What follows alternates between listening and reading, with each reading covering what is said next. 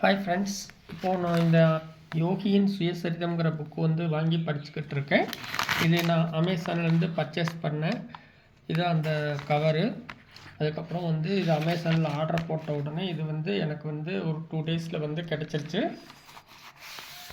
இந்த புக்கில் வந்து அவர் தன்னோட சின்ன வயசு வாழ்க்கை, இந்த மாதிரி சிறப்பான விஷயங்கள் எல்லாம் சொல்லியிருக்காரு. இதில் வந்து அவர் தன்னோட குருவை தேடி இமயமலைக்கு போகிறதுக்காக நான் இந்த சாப்டர் ஒரு 5 சாப்டர் வரைக்கும் படித்து முடிச்சிருக்கேன். இதில் பல சாதுக்களை பற்றி அவர் தெரிவிச்சிருக்காரு. தன்னோட சின்ன வயசில் அவர் வந்து இமயமலைக்கு போகிறதுக்காக முயற்சி பண்ணுறாரு. அவர் தன்னோட அப்பா அம்மா கூட சந்தோஷமாக வாழ்கிறாரு. அப்படி வாழும்பொழுது அவங்க அண்ணா கூட வந்து அவர் இருக்கார். அவர் ட்ரெயினில் வந்து இமயமலை போகிறதுக்காக ட்ரை பண்ணுறாரு. அவங்க அம்மா வந்து அவர் சின்ன வயசுலேயே அவங்க அம்மாவை வந்து ஒரு யோகி மீட் பண்ணி பிறக்கும்போதே குழந்தை பிறக்கிறதுக்கு முன்னாடி இருந்தே அவங்க ஒரு யோகி மகாசாயர் அப்படின்னு சொல்லி ஒரு யோகி மீட் பண்ணுறாங்க.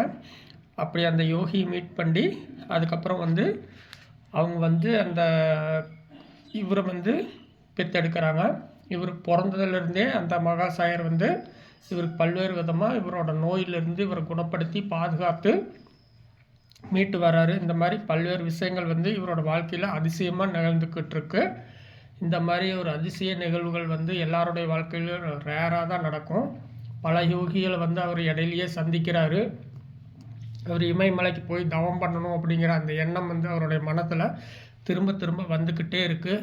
தனக்கு ஒரு குரு வேணும் அப்படிங்கிற எண்ணமும் அவர் மனசில் வந்துக்கிட்டே இருக்குது. இது எல்லாருக்கும் ஏற்படுற எண்ணம் கிடையாது. நார்மலாக யோகிகளுக்கே உரிய ஒரு எண்ணம். அவருடைய வாழ்க்கை பார்த்திங்கன்னா ஆரம்பத்திலேருந்தே ஒரு யோக மார்க்கத்தில் போகணும் அப்படிங்கிற கருத்துக்கள் அவர் மனசில் தோன்றி அவருடைய பூர்வ ஜென்ம பாதையை நோக்கி அவர் வந்து இழுத்துக்கிட்டு போகுது.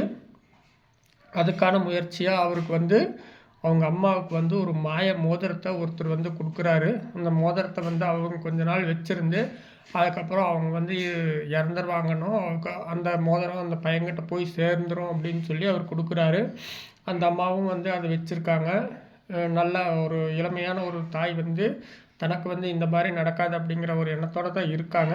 பட் அவங்க வந்து ஒரு நோய்வாய்ப்பட்டு திடீர்னு வந்து காலமாயிடுறாங்க.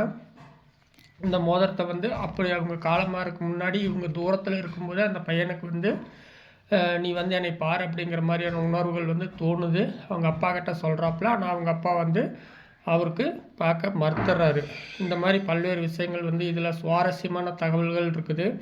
அதுக்கடுத்து வந்து அந்த மோதிரத்தை அவங்க அண்ணன் வந்து வச்சுருந்து அதுக்கப்புறம் இவர்கிட்ட கொடுக்காரு. இந்த பையன் வந்து இமயமலைக்கு போகிறதுக்கு திருட்ரயில் மாதிரி ஏறி அவங்க வீட்டுக்கு தெரியாமல் ஓடி போக முயற்சி பண்ணுறாரு. இந்த மாதிரியான விஷயங்கள் எல்லாம் சிறப்பாக இதில் சொல்லியிருக்காங்க. அதுக்கப்புறம் வந்து அவங்க அப்பா வந்து இவருக்கு ஒரு குருவை வந்து ஆசிரியரை நியமித்து யோக கலைகளை எல்லாம் முறையாக கற்றுக் கொடுக்காரு. வீட்டிலையே தியானம் தவம் போன்றவைகளெல்லாம் கற்றுக் கொடுத்ததுக்கப்புறம் இவர் யார் மூலமாக பிறந்தாரோ அந்த மகாசாயங்கிற சித்தர் வந்து இவருக்கு வந்து பல்வேறு சீடர்களை வழியாக அனுப்பி இவரை வந்து மார்க்கத்தில் கொண்டு வரதுக்கான முயற்சிகளை வந்து அவர் பண்ணுறாரு. இவர் அதுக்கப்புறம் வந்து புலிச்சாமியார் பார்க்குறாரு, பறக்கிற சாமியார் வந்து பார்க்குறாரு. இந்த மாதிரி பல்வேறு சித்தர்களை வந்து பார்த்துட்ருக்காரு. இவரோட வாழ்க்கை வரலாறு ரொம்ப சுவாரஸ்யமாக இருக்குது. பாபாவுடைய சீடர்னுடைய பாபாஜி மகான் இருக்கார் இல்லைங்களா, அவருடைய சீடர் வந்து இவருக்கு வந்து குருவாக வந்து பார்க்குறாரு.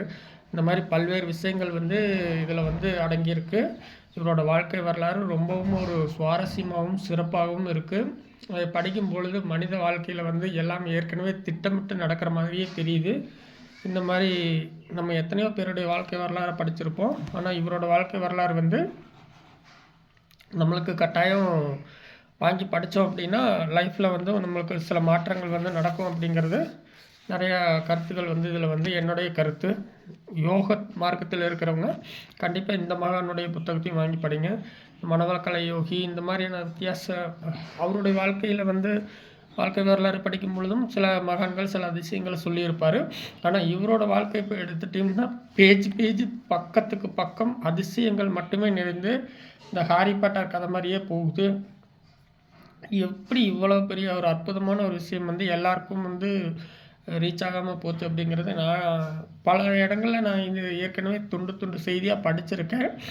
இதை நான் ஒரு விஷயமா வந்து படித்தேன். இதை நான் என்னோடய சப்ஸ்கிரைபர்ஸ்க்கு சொல்லணும் அப்படிங்கிறதுக்காக நான் உங்களுக்கு வந்து இதை வந்து சொல்கிறேன். இதனுடைய புக்கினுடைய லிங்க் வந்து நான் இந்த டெஸ்கிரிப்ஷனில் வந்து ஷேர் பண்ணுறேன். வேணுங்கிறவங்க அந்த லிங்க்கை வந்து கிளிக் பண்ணி இந்த புக்கை வந்து பர்ச்சேஸ் பண்ணிக்கலாம். தேங்க்ஸ் ஃபார் வாட்சிங். பாய்.